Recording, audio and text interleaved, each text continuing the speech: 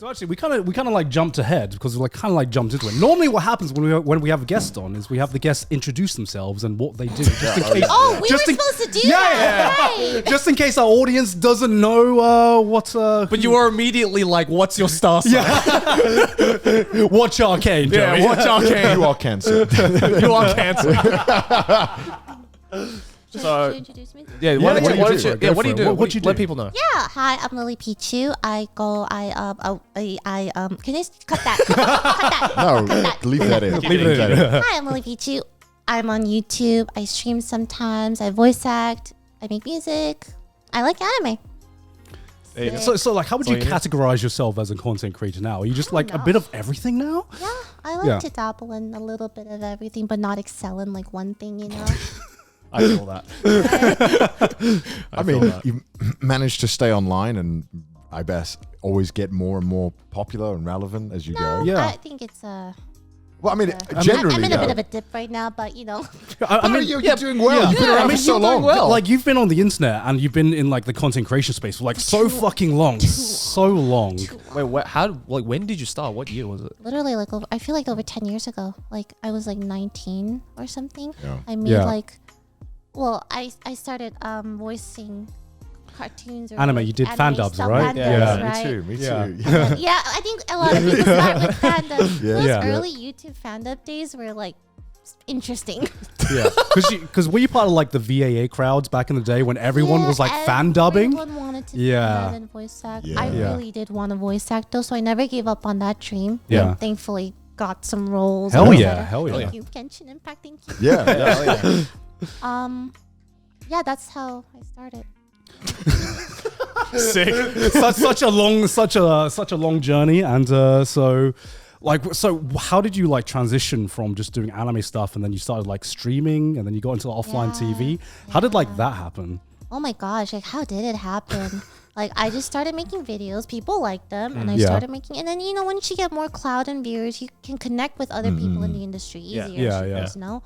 Offline TV was like, you know, Skara. Of course. Yes, wanted of course. me in it, and he's like, "No, there's no way we can get her." It was really cute, and he was all tsundere and shy and shit. And I'm like, I love Skara. He invited me, so I went on, and I think honestly, a lot of why my career has not died yet is because like the connections. Yeah. Because it's really hard for one person to do everything by themselves. Yeah. Because like either way, you know, popularity fades. Right. Like looks fade, or whatever made you popular fade. Like new trends come, if you can't stay on top of it, you're gonna fall behind. Yeah. So like definitely being on offline TV and like connecting with other people, collabing helps a lot. Yeah. Like I would like to like for example, remember when the pandemic started, remember the whole Among Us craze? Yeah. Of course. That shit like made so many people's careers. Yeah. I remember like Corpse Husband especially. Like Corpse Husband went from like I have never heard of this person before. He's like a superstar now. Yeah, to like K-pop levels of He popularity. went from reading creepypastas to like selling multi-platinum. Like, Yeah. How the fuck do you do that? And Michael like likes to listen to creepypasta before he goes to sleep. He used to listen to Corpse Husband. No way. And now Corpse is like a star. star. Like That's the insane to me. superstar right now, especially in the content creation space. So it's like you never know who's gonna pop off or who's gonna like fall off. Like it's very volatile. It's scary. I mean, it is, but I guess that's just part of like the career that we've chosen, right? It's scary. You wake up and you don't know if you're gonna have a career next year. Like, well, 1 year is like such a long fucking time in YouTube space, which is why I find it impressive when anyone can be around for like as long as you, for example. I'm like a dinosaur. Around for a while. I feel that. Okay, I feel that. When did you start? 2007. Wow. Well, yeah, you're a dinosaur. Yeah, I am. Well, if you ever like watched anime back in the day, you just like recognize his voice because you were like, what were you again? Like the fourth ever Anituber? I was like the fourth Anituber, I think. Yeah. YouTube should give you like a little, you know those like plaques when you get 100K? Yeah. That's like Anituber.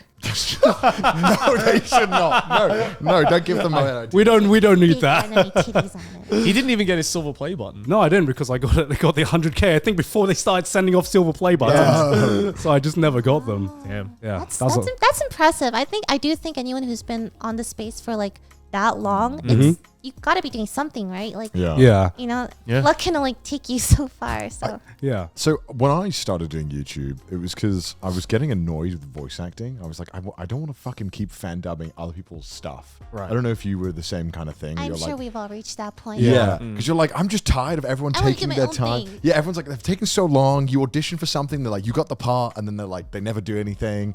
Or they make you record stuff, and then you don't do it. Was that like a similar thing for you, where you were just like, I'm tired A of lot of waiting on unfinished everyone? projects. Yeah, yeah. Eventually you get tired and you want to like do your own thing. Yeah, that was the same for me. Yeah. So you talked about offline TV before and how that started. So were you there right at the beginning? Near the beginning, yes. Are you allowed to talk about how that formed at all? Well, back then it was like Chris, who's no longer with us, Scara, Pokey, Base Una, who's no longer with us, Poke, I think. They just wanted to make like a content creator group. Yeah. Right. And it was like, they invited me to live with them. Right. And I thought it was like really weird at first. At that time, I had just broken up with my boyfriend, and I was in like a really bad place, and they lived with us. So I lived with them, and they're like, "All right, wake up at 5 a.m. We're going boxing, and we're gonna make it into a video." And I'm like, "What?"